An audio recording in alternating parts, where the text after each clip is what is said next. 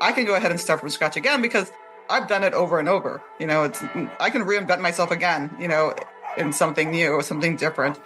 Welcome to Pet Sitter Confessional, an open and honest discussion about life as a pet sitter. Today, we're brought to you by our friends at Time to Pet and Pet Sitters International. The life of a business owner is not just a one-time thing. It is a continual reinvention of ourselves as we discover new things, adapt, and grow, and respond to both what we are looking for and our clients are as well. Today, we're really excited to have Maricella, owner of Love for Dogs, on the show to talk about her process of reinvention as she has focused on the things that bring her joy and peace in her life, allowing her to serve her clients with excellence while living the life that she wants. Let's get started. Thank you, Colin. My name is Maricella Sauceda. I am the owner and founder of Love for Dogs Pet Services in Aurora, Ontario. And we are just 35 minutes north of Toronto, just so that everybody has a geographical idea where we're at. Yeah, because there's a lot of space up in Canada, and I know a lot of people aren't as familiar with that. So, but you haven't always been in Canada, have you? No, I have not. I'm originally from Los Angeles. I'm a native Angelino. So I started Love for Dogs when I moved to Canada. Why the move to Canada, and when did you start running your business there? So it happened to be one of those situations in life where it was time to move. Things in California were winding down. Corporate situation was, you either move to Delaware or you figure out what you're going to do with your life. And the path to move to Canada started, and so starting Love for Dogs started off as a whim when I had immigrated to Toronto. And while I was waiting for all my paperwork to be finalized, I wasn't allowed to work. So when you're in that flux, you really just have to keep yourself busy. But so I was doing some volunteer work.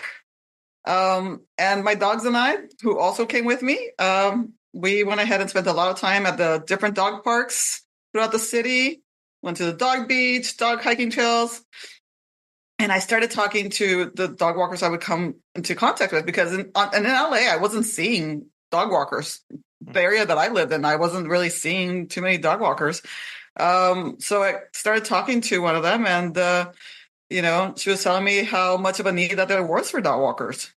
And that put a little bug in my head. And, I don't get me wrong. I didn't start with zero experience. I did grow up with, stray animals being dropped off at my mom's house and, taking them in and all that stuff. And I did some overnight pet sitting during my university days, but working with, dogs and most animals is pretty much second nature to me. Well, to have that background, right, it starts with that passion. And I think being able, carrying that around, it's like, okay, this is over here, right? This is a little part of me that I've got this experience, I've got this passion. And it's kind of like okay, now what do I do with this, right? How does this fit in with my life moving forward? And it really sounds like you found the perfect moment to start using it. And it was, right? Because I think more importantly for me, it was knowing that I could actually be an entrepreneur in Canada without having to worry about healthcare. Healthcare coverage was huge for me, right? So my career always revolved around like making sure you had health coverage and not having to worry about that gave me the motivation to give it a go. Yeah. And once I got past that mental hurdle, that I used the skills that I've learned, in university and in the business world, and that's how I started Love for Dogs from scratch. Just did my market research. I develop a business plan, did the website, and all the fun structuring, that goes into starting a business.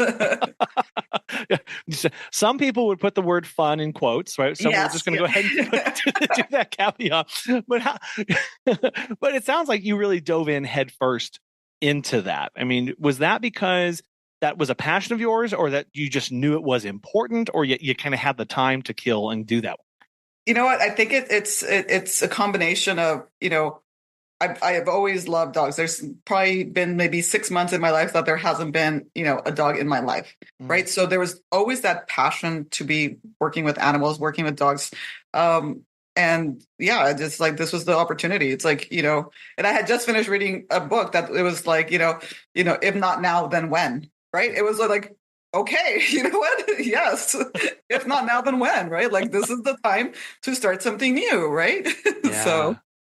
Well, and you mentioned even the kind of the mental hurdle, that block of possibility. And I think so many of us encounter that at various stages of our business, right? We all that will have that of going, you can't, right? You can't. This isn't going to work. This isn't going to work. What do yeah, you think? I know you mentioned the healthcare being a huge aspect of you feeling free enough to go into this. Was there anything else that you were kind of struggling with to decide to go into your own business or not? I think it's I think one of the things was is like I didn't know anybody that had started, a pet care business, right? There was nobody, there wasn't at that moment, this was like 2009, 2010. There wasn't anybody that I could like quickly, research and talk to, aside from the person I was talking to at the dog park, and she was just like winging it. She was just like, like, yeah, I just got dogs, and like, so yeah, and I was like, okay, I'm like, there's, this can happen. I'm like, this is easy. This is not easy, but I mean, this is an easy path for me to be able to research and look into. Is this a feasible, business plan? Can this really take shape and form something for the future? And yes, the answer is yes.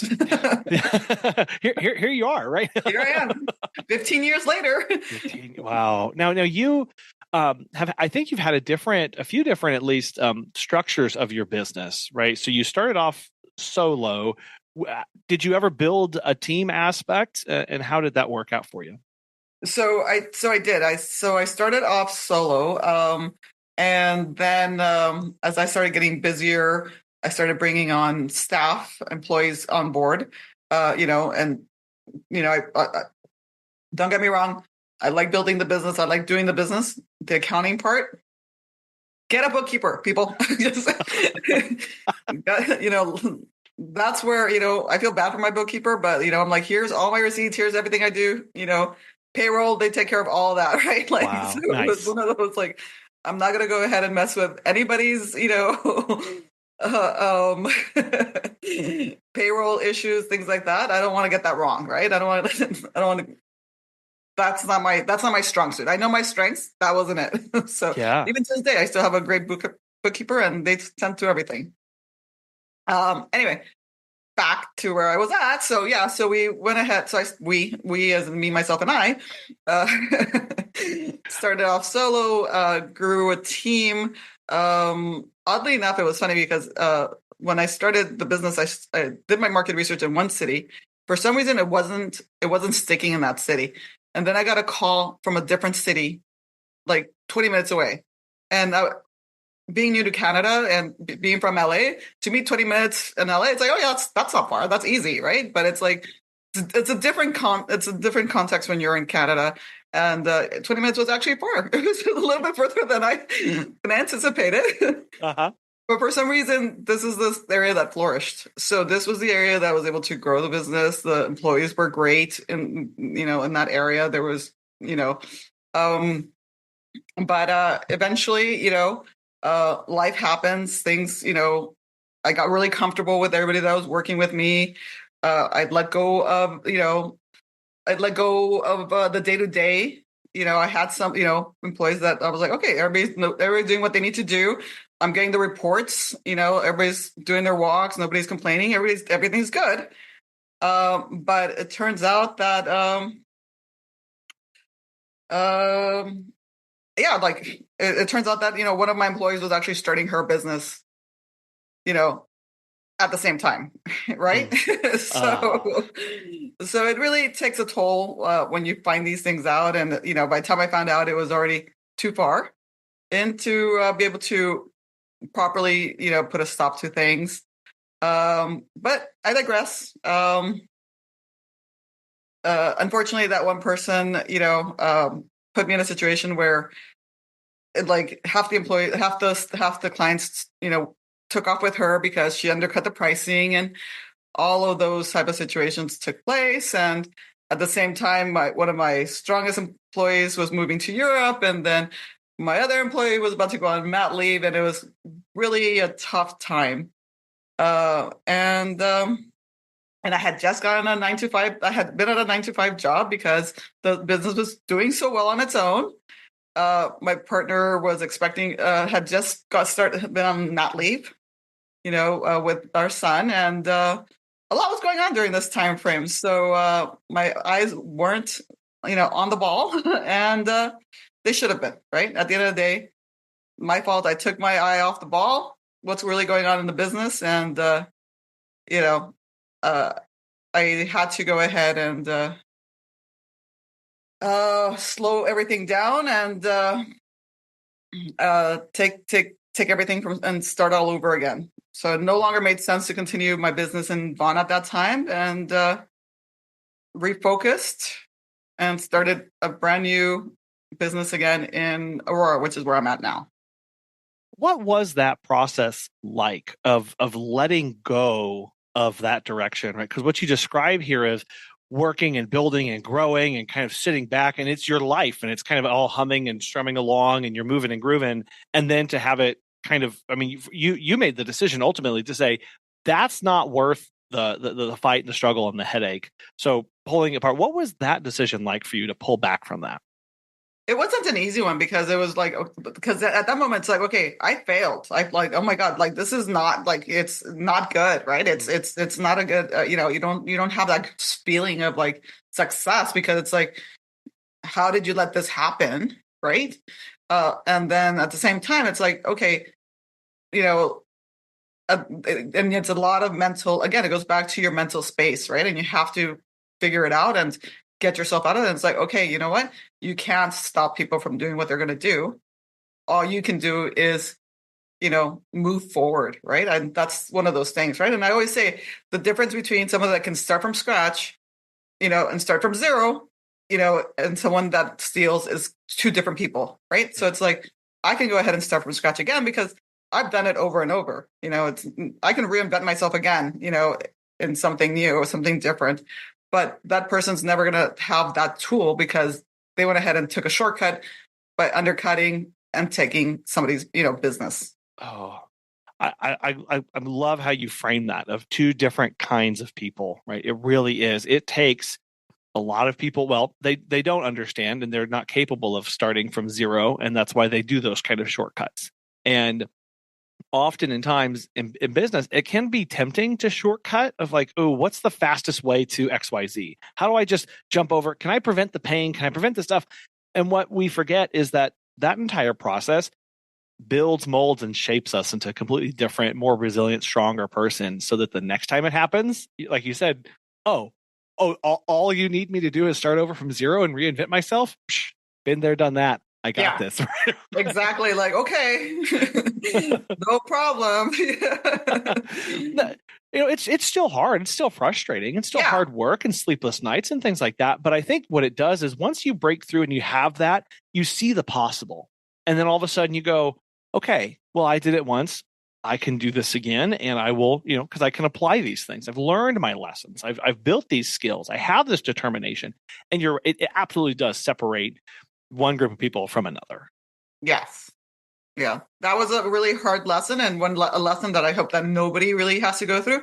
Yeah. But know that, what, as long as you're able to get your head back into the proper positive mindset, then, what, just move forward and start all over. Like it's, and it works. And I think I'm more successful now than I was at that point, just because my mental state is like not my mental state, but my mental clarity is in a better spot. Well, talk about that. How did you get to that point? What was that process like? You mentioned how things fell down. You felt like you failed, and then you worked to go in a different direction. But it sounds like most of the work that you had to do was mentally to get that clarity.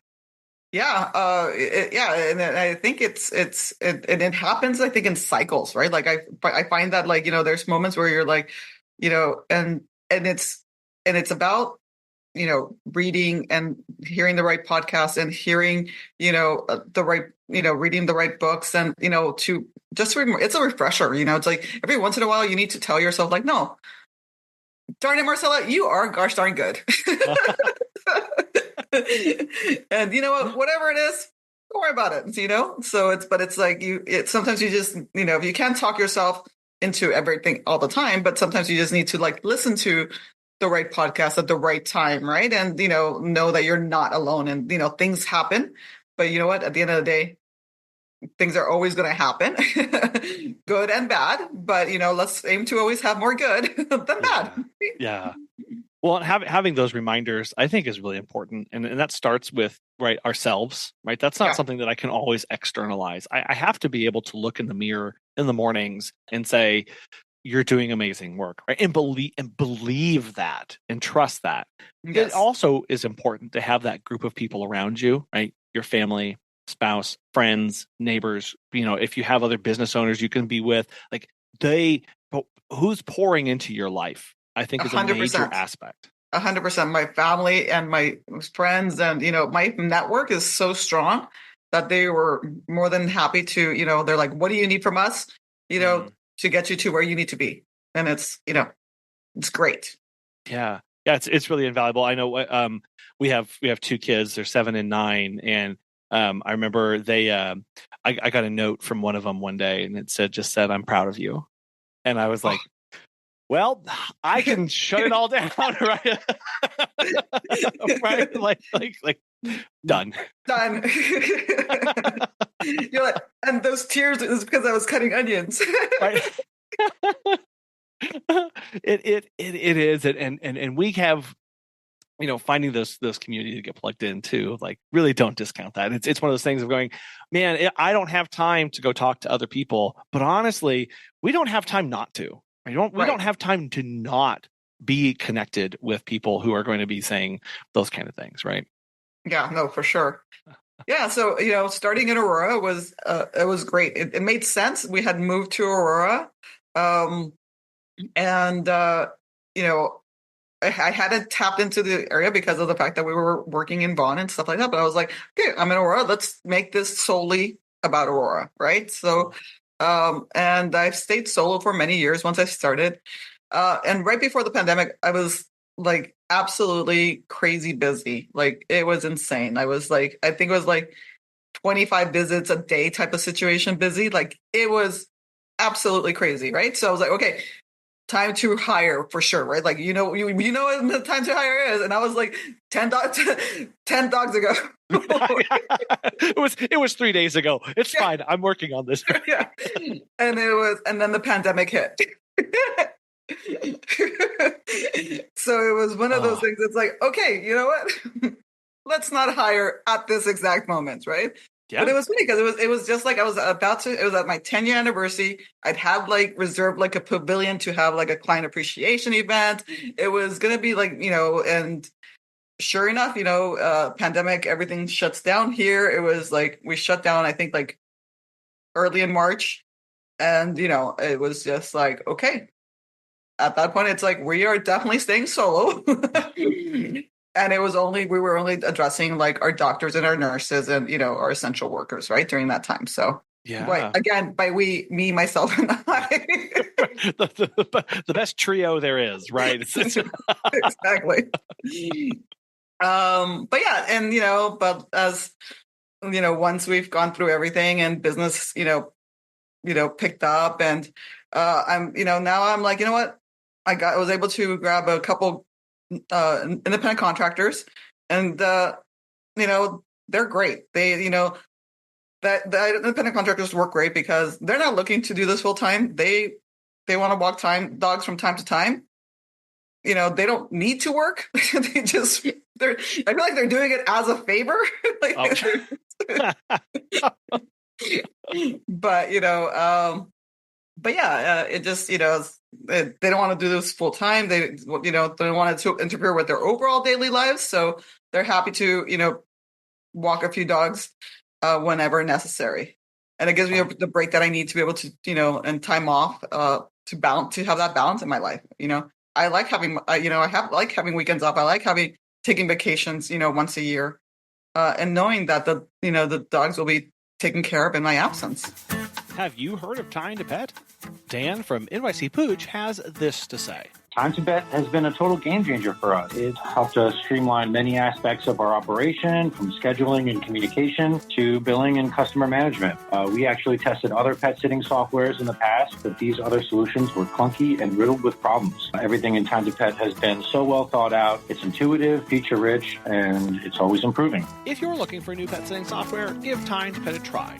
Listeners of our show will save 50% off your first 3 months by visiting timetopet.com/confession. Well, and have that support, right? And have it come back from your previous lesson that you had with the employees that you had. So, right. Mm-hmm. So it sounds like you went, that model is not for me, how I want to work. I can restructure my business and use independent contract. I know this is a big debate, right? Within, especially like, and I know there are differences between how independent contractors are worked with and arranged between Canada and the US, right? So that's going, okay, how do I use these well, correctly, and legally for my business?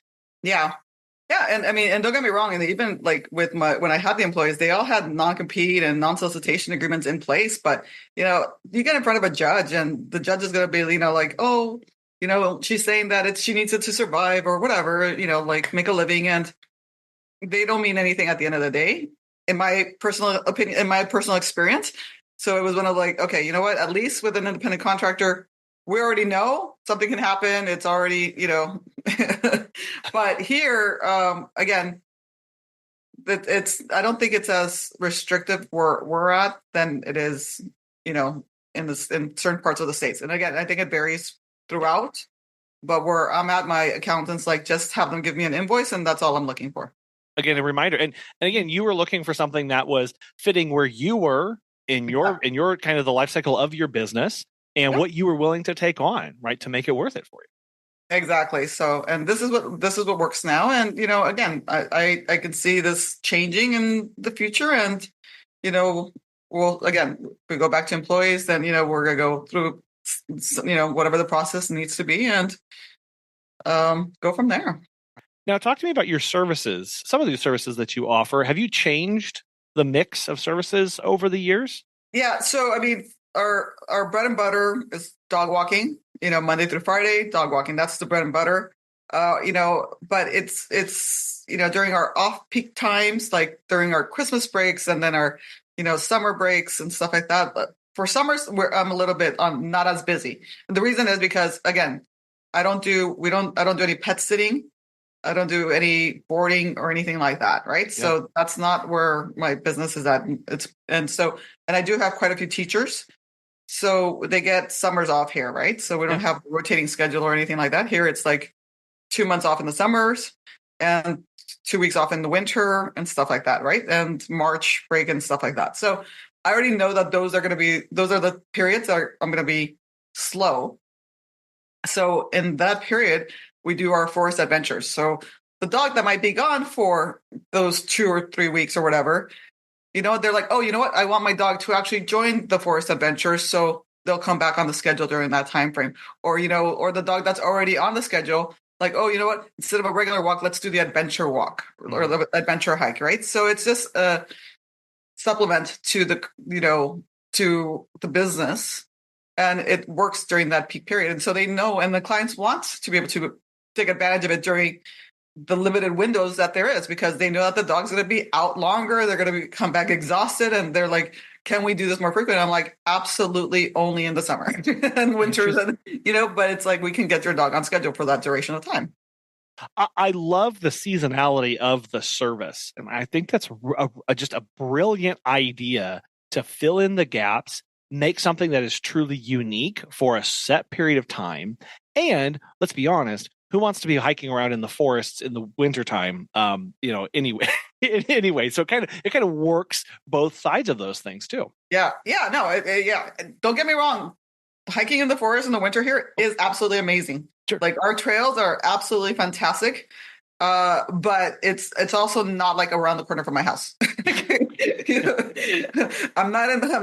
don't live in the Arctic. It is a little bit of a drive, but at the end of the day, we that's part of what's taken into account and why there's a different costs and things like that, right? All of that is taken into consideration. Yeah.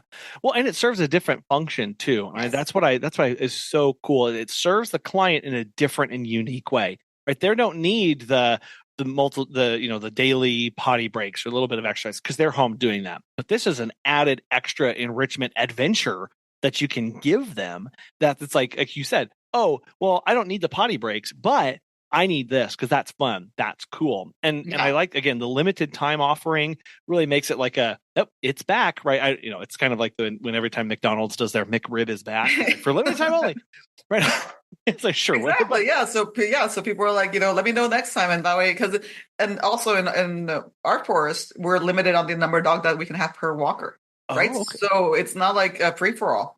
Right. So we have to be, so it is limited spacing and, or I have to bring one of my other walkers with me so we can go ahead and make it work. Right. So it is one of those, services that it's like, yeah, it's great, but it's also, we have to be, mindful of the rules that, are put forward. Now, you also offer enrichment walks for senior dogs. When did these start for you?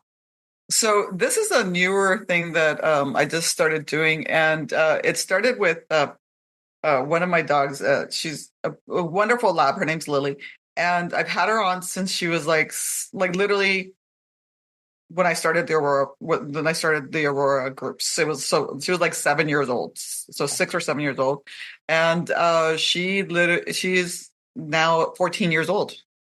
So she is a lab. She still has that lab love and energy, but she can't. Physically, she can no longer do the long walks. She can't play and run with the dogs anymore. But she loves the dogs. She loves being.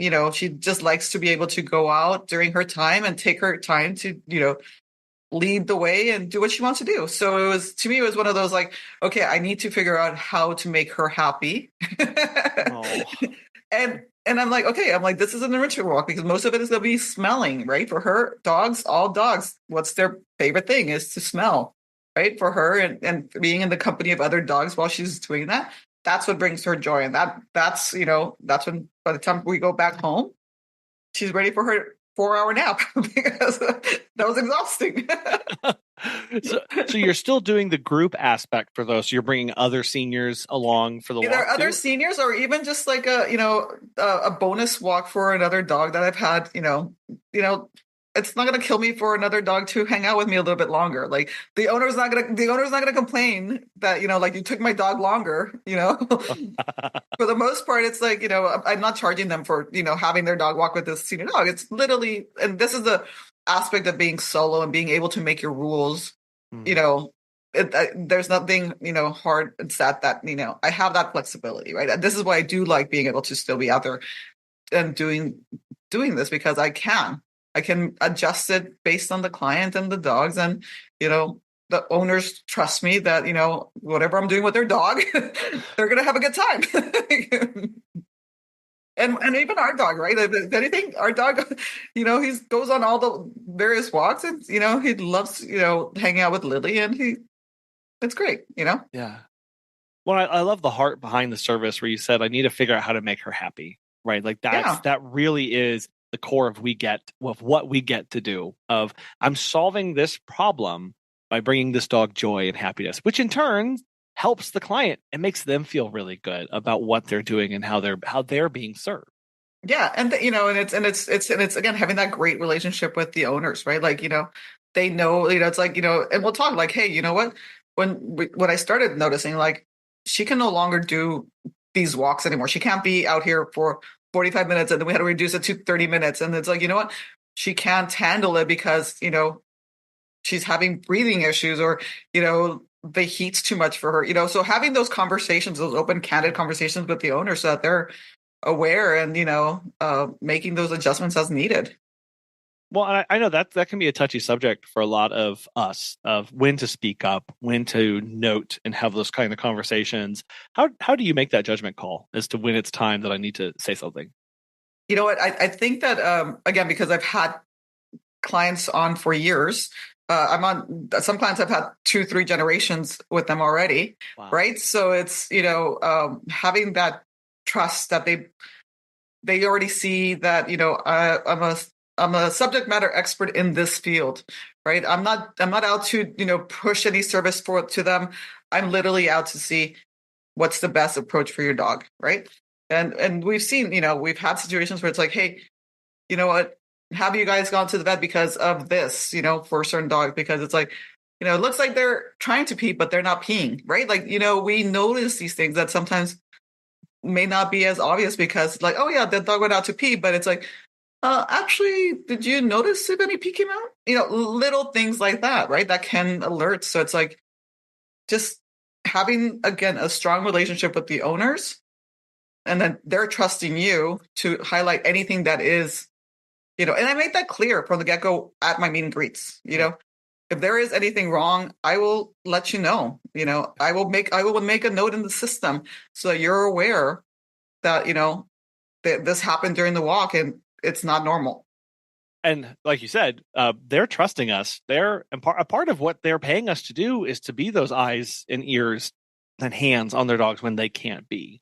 And it's, when you think about the other people that are speaking into that person's life about their dog, well, their vet, okay, they're probably seeing them at max 4 times a year if they go every couple months, maybe only 2 times.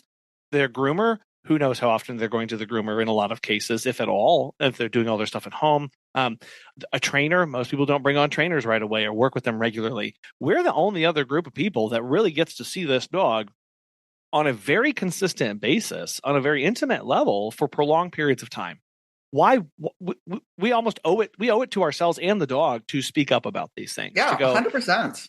I know for us, when we watched our dog age and get older, it was just, we just saw it was just part of how we lived and how we worked with him. And then we had some friends come over and even they were like, did you notice this about Kobe? And I was like, oh, you're right. Right. So having that fresh pair of eyes, people who don't, see him every day really helps that client making sure that they're doing best and they know what's going on. Yeah, exactly. I did want to talk just about your services here. So some of your services aren't on your website and you choose to do more of just like a custom service in general. Why did you choose to offer things this way? I think it has to do with limitations and boundaries, right? I've learned to put boundaries on myself, and say I can't offer this to the massive public because you know what, I'm not going to be able to fulfill everybody's needs and service is going to fail somewhere. So that's a boundary so that's why, I again, at my meet and greets, I make things clear. Like if you have like a wedding or a funeral or something, a funeral, like or something happened or some type of emergency, you text me, you let me know what's going on. I will figure something out. Right. But it's, but I don't want to have that like my clients will be, if they're a nurse or a doctor and if they're on call, like, okay, text me that morning if you have to go in all of a sudden. Right. So that's the on-call service that I have. But it's like, because in the morning I can go ahead and readjust my schedule for the entire day, right? But if I'm not gonna, have that available online because people might not read it properly, right? So somebody new might all of a sudden that I've never met it's only available for actual clients that are in the system, dogs that are already part of the packs. Things like that. We don't board, right? But again, every once in a while we'll make an exception because something happened in someone's life. And obviously, we don't want to add to anybody else's, whatever they're going through. We'll make an exception, right? Again, an overnight care, right? Like I don't offer that to everybody. There's like a couple clients that, that I do that for. Not something I'm advertising, right? I like sleeping. I do like sleeping in my bed, but every once in a while, that comes up for, again, some type of, need for a few clients. And the other item I might have is a doggy care boot camp. And this one is, because we're in the suburbs. So sometimes some of our clients work downtown Toronto. So they take the train. The train may break down, or they might have to end up working, a 16-hour shift downtown, and they're not going to be up, make it back in time, and things like that. So, they're not asking for boarding, but they're like, I don't want my dog to be alone for so many hours, and For me, sometimes it's more of a hassle to go to somebody's house 2 or 3 times, right? So I created this doggy care boot camp, and it's literally the dog will go on all the walks. So I will pick them up, and they're on all the walks. By the time they get home, they don't care if they're whatever time their owner comes because they're so tired that they're just like, I'm good. So again, it's one of those services that were created because there was a specific need, and every once in a while, somebody's going to be like, "Hey, I have construction going on at my house. What can I do with my dog?" It's like, okay, you know what? That's going to stress out your dog. Your dog can run out. I will do a boot camp, doggy day boot camp for that dog for that day, and that way, when they come home, they don't worry about the construction and all that. They just go to bed and they're tired. I love how you framed all of that about limitations and boundaries. One, some of these services that you're mentioning, it's really hard to scale. It's really hard to do this because you just can't duplicate yourself in that way, especially if you're like, no, I'm not right. No, I don't want this to build this huge team right now. I want to stay solo and as small as possible to serve my clients well, right? Like that's definitely going, I know I can't do everything. And then the boundaries too of going, if I opened this up, what would my life look like? Yeah, exactly. Probably nothing that I would want to actually be living. And so going, here's the entryway into my business. And then here are the other ways that I'm able to serve you. Kind of, like the secret menu at some restaurants where it's exactly. like, once you know, you know. And I'm sure, again, your clients have these options or you offer them as they ask you questions. We've certainly done that too, where it's going, well, we don't usually do this, but I've got a direct call from a client and they're kind of panicking right now. I can help them in this way. And I'm not going to go make a page on my website and start advertising this on Facebook into the groups. I will never do that, but I will help my client in this way this one time and serve them well. Yeah, exactly. Because it's like, so those are custom things that will come up, and it's, an as needed service based on the situation, right? But I don't want to have that out there because, you know what? Other people can come up with weird stuff. I don't know. I don't know what they're going to request. You're right. I always have that in the back of my mind of going, what's going to happen to my life if I start adding zeros to this? Okay, I did it one time. What if I did it 10 times? What if I did it 100? Like, you can really start to see where certain things break down in the feasibility of these things. And just being honest about our own limitations is something that it takes some trial and error, right? To realize going, oh, I don't want any more of that. Actually learned, lesson, check, right? and going, next time I'm not going to do that. And just knowing you can play around with that, especially whenever the volume is so low. It allows you to kind of just experiment and see what you like and don't like and how best you want to do it. Yeah, exactly. So, and clients are fully aware, again, that I may or may not be able to accommodate them. If I can't, I do enjoy networking with all the other dog walkers in the area and, pets there, because it's like, what, sometimes there might be a dog that doesn't fit my, parameters, may work with somebody else. It's like, what, I may not be the perfect person for you, but maybe they can help you out. There's other, and I'm more than happy. I always say, I'll meet with, the different services around, because I want to know what they're offering and how, I can go ahead and help them if they're like in a different area. Again, I'm trying to stay in my little bubble here. I have a couple, like, my ICs will see the ones a little bit further north of me, but that's because they were originally in Aurora and they moved a little further north. But they're in a little pocket that we're still able to, again, make those exceptions, but I'm not out there promoting this area, right? Yep, we've done that too when we've had a long-term client who moves, and it's like, you have been. It's hard. It was really hard for us. We had a client who was with us, and they used us. I mean, more than any other client had ever used us, and they were so loyal to us. They loved our services, bragged about us on social media, and they moved just outside of our service radius. And it was like, okay, this is both a business, but this is also a personal decision right now. Do I continue to serve them because they were so loyal and they loved us? How do I make this work? And you're right. We continue to serve them. I don't advertise that I'm growing over there, right? Because realistically, I can't make that work anymore at a larger scale. But I want to make sure that they're taken care of. Yeah, exactly. So yeah, they know that they pay a premium because it's outside the area. All of that is addressed before. It's like, but it's like they want to continue, and so we go ahead and address. Operating a professional pet sitting or dog walking business can be rewarding and profitable, but it can also be challenging and even lonely. That's why Pet Sitters International is committed to giving you access to the credentials, continuing education, and community you need to succeed. From a new toolkit and training each month, to on-demand learning library, to their own private member Facebook group and annual conferences, PSI's member benefits are designed to help you live your best pet sitter life. Visit petsit.com/join to learn more and use the promo code Confessional15 at checkout to save $15 off your first year. You mentioned you're networking with other businesses in your community. Talk to us about your just community involvement at large and kind of the things that you're working on. So I think one of the things I really like about where I live is that we are still a small town where I think our 70,000 is our population. So we're not a big town, but we have there's a lot going on all the time. It's a super great suburb to live in. Lots of family friendly things and things, again, lots of dogs because family friendly.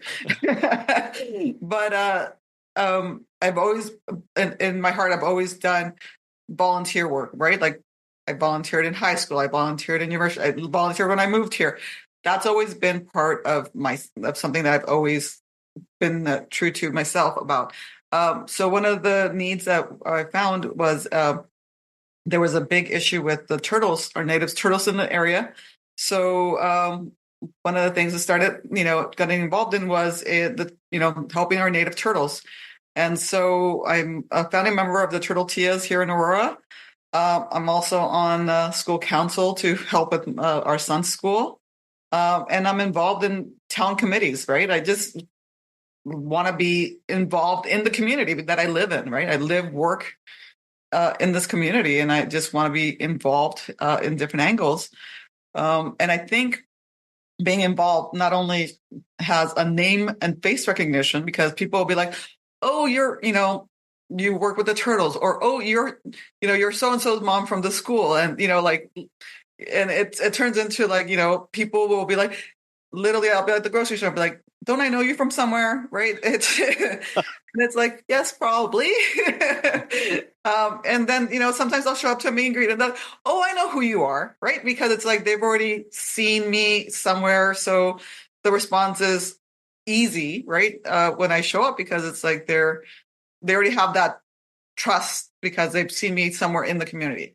I'm already doing something for the community, in the community. And like, there's a trust that's associated with my face and name recognition and stuff like that, right? Well, first off, I have to say, Turtle Tias, I love this so much. I was on the website for this and reading more about it and everything that you guys are involved in. So cool. I think it's really neat and sounds like it's very needed to help with that cause. And to know that it's something that's personal, it's close to you, it's part of who you are, it's connected to animals and your drive to see this. And I think what's really important that people not hear is you didn't get involved in this stuff to promote your business. Right? You got in this stuff because you saw a need and you were able to feel that, and you were able to do this. You felt it, personally.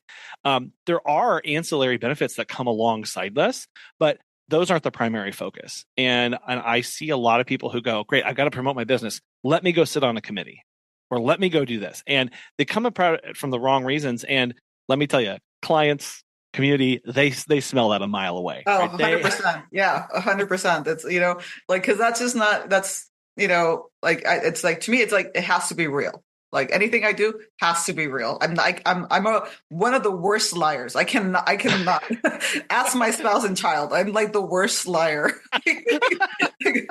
Okay, so I can't do something and not mean it. Anything that I do comes from the heart. I'm very passionate about anything that I do, and it has to be something that I can truly identify with, and be able to say, yes, I can get behind this. Well, so how are you balancing everything, though? Because if you're running a business, you're busy, right? You've got parenting, you've got these other responsibilities. How are you making sure that you're meeting all of your obligations well? It's, you know what, it's not always easy. There's times where it's super, it can be a little bit much, but I think the best lesson I've learned is that you have to follow your instincts and your passions with a purpose, and they can be done. I like starting new ventures, and I thrive in nuances of various things that that work for me. But but for me, community is very important. I grew up in a big city. I grew up in LA. We didn't have a community really. It's a really it's a really big area, and the community sense that I feel where I'm at now, it has really motivated me to to be involved. So that's why I live, I work, I play, volunteer in the community, because it's um and it helps me balance myself out, right? So it's like I know that if I need help, I can call, make a couple calls. I have a great network of friends and family that I can reach out to and say, hey, you know what, we're doing a big cleanup.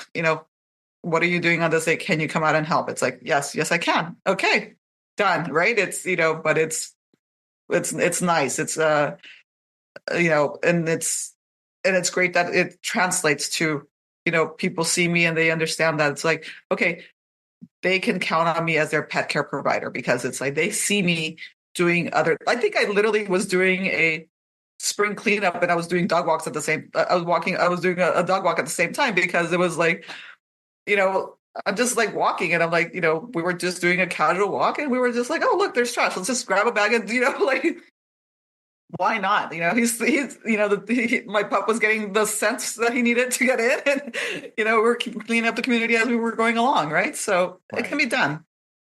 Well, and I think often we can think, okay, I need to be involved in my community. What's the thing I can do with dogs, or what's the thing I can do with cats? And to remember, right, there's a whole world outside of that. We have our own excuse me. We have our own passions, our own desires, our own things that we want that are important to us. And not everything that we have to be involved in or do needs to be centralized or point immediately back to our business. And to know that, like, it's kind of interesting to know that you walk down the street and people kind of go, wait, is that the dog person, or is that the turtle person, or is that the school person?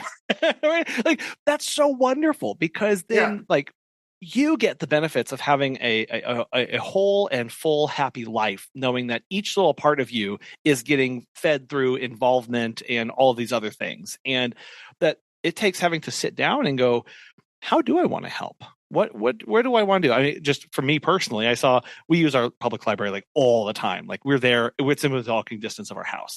We get there and they know us, we say hi. Like, they had a board opening, right? And it's like, oh, wow, is that, oh, I'm sitting on this, Maricella, but I'm thinking about it. Do it. Do it, Colin, do it. Okay, I've got that. I need to get that application. But I think it's just going like, I need to remember that I'm a whole person, and that I'm so much more than my business. And I think that also helps prevent burnout, right? Because I think one of the things is that if we're constantly, that's all we're doing is just working 24 hours. And I get it. Don't get me wrong. Like, financially, we're, my business is doing well, but it's like, it has to be spiritually for me as well. But it's like, and that prevents the burnout. Doing other things prevents burnout, right? Yeah. And I'm a big believer that you have to do something for yourself to make sure that you don't burn out, because this can be, exhausting, if that's all you're doing. Well, so you're coming into your 15th year in business, coming into 16. How are you staying, focused or bringing in new ideas? And I will say it's tempting. The longer that we're in business, the more I feel, it's kind of the settling and the like, okay, now we're getting comfortable, and I know it's kind of everything's an old hat and it's nothing new. How are you preventing from sinking down into that kind of thing? I'll say, there's moments of, there's highs and there's lows, right? So there's, I think sometimes it's like I think, and it's pretty common with most businesses, when you're self-employed, is, you might go into a rut, right? And I remember I went into a rut a few years ago, like 3 years ago. I wasn't promoting my business. Like, it's like, I'm like, whatever clients come find me, that's all it'll be. And, we'll just, again, very fortunate in my community. It's always been word of mouth for the most part. Like, I've never had to do much promotion. again, a lot of client referrals and stuff like that. But it was like, okay, I was feeling very like I was in a rut. I was feeling physically run down. I was, I was in a lot of pain. I was like, oh my God, that's it. I'm calling it quits. Like, um, and I didn't have any energy. I couldn't, there was a lot of, or clarity, and I couldn't see myself moving forward. Right. And it was like, okay, there's something wrong. This is not me. Again, I do like, my mother-in-law says that I'm like a little ant. Like I'm like, literally, I've always got like something like a thousand little jobs going on. Right. So it's like, so for me to be in this situation was like, there's something going on and something wrong. So I couldn't pinpoint it. So lo and behold, I did go get some blood work. And yeah, you know what?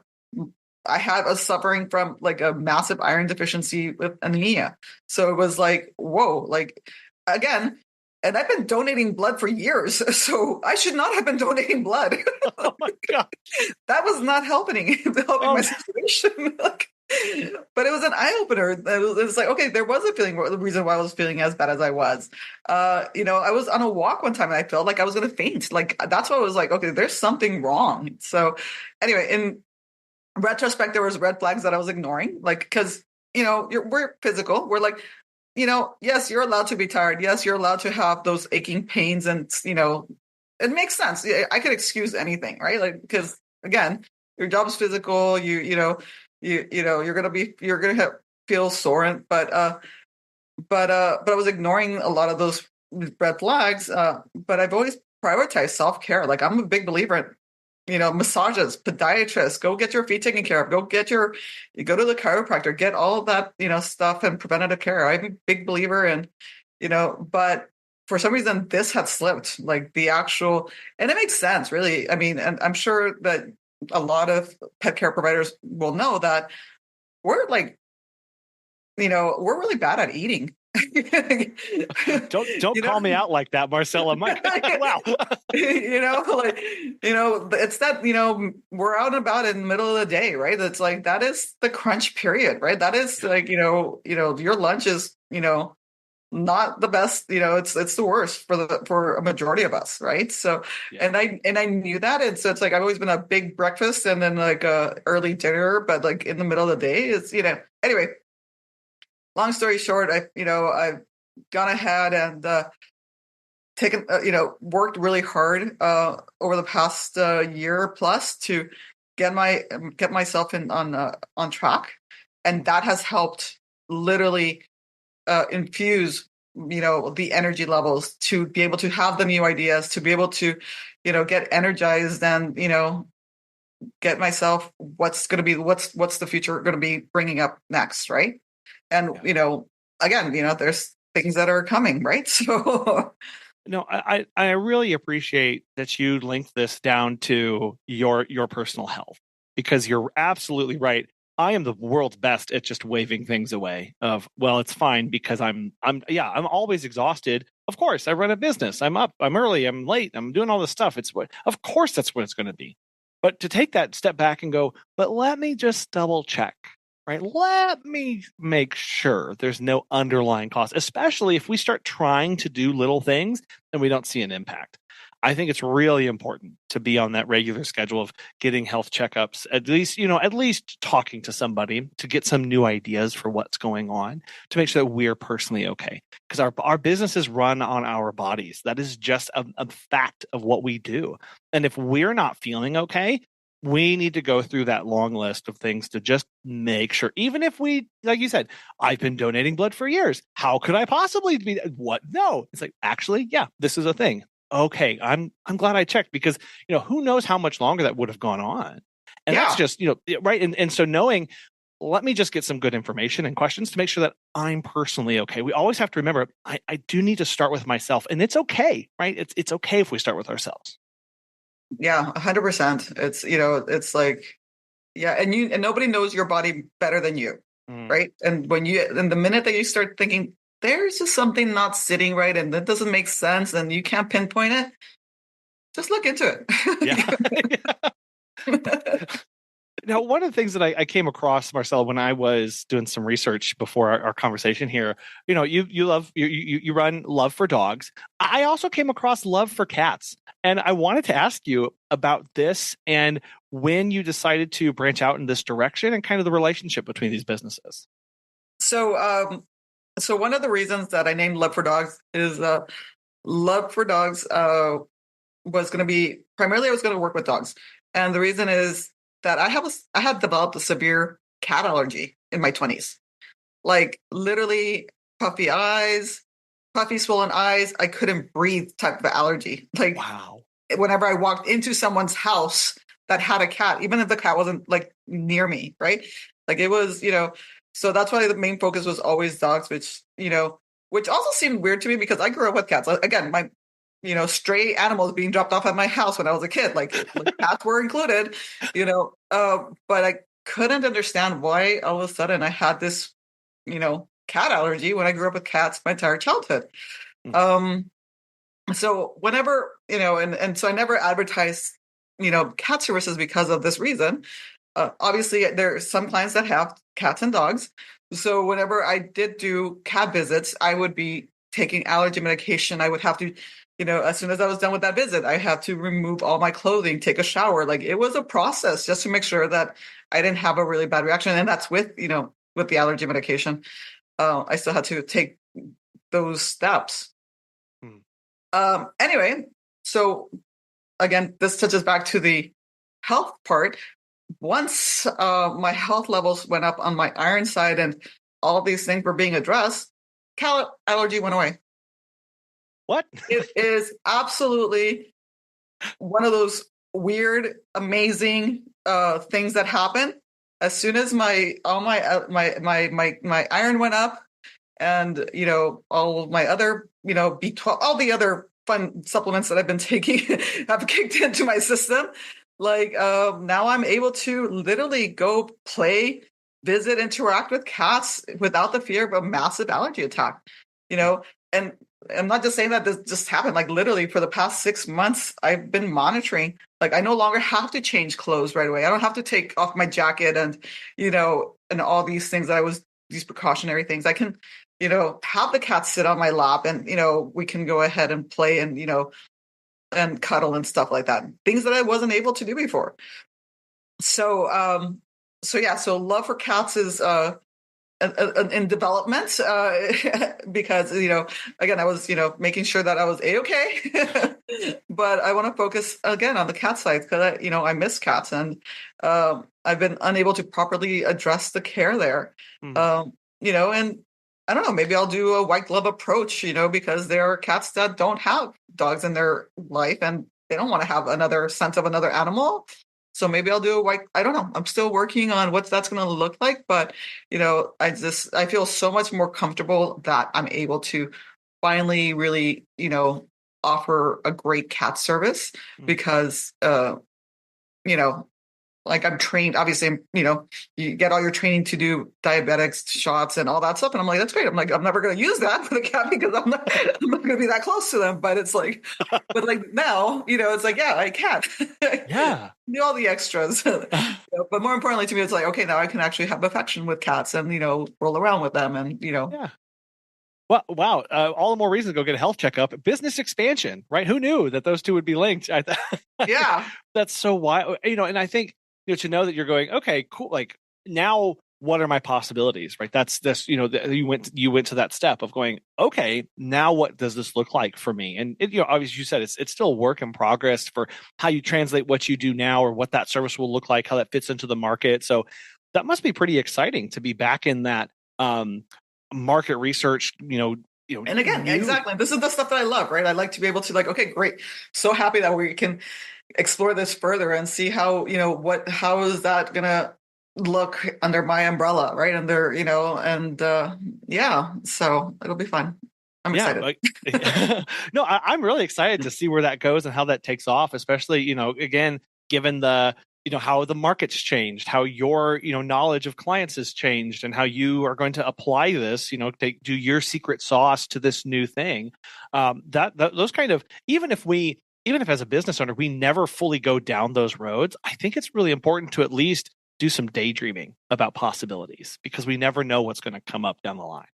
Exactly. And, like I said, dog walking is the bread and butter. Everything else is just a little bit of gravy, so, but honestly, I'm excited for the cats, angle because I think it's always been so important. And I haven't been able to properly give it the attention that it needs.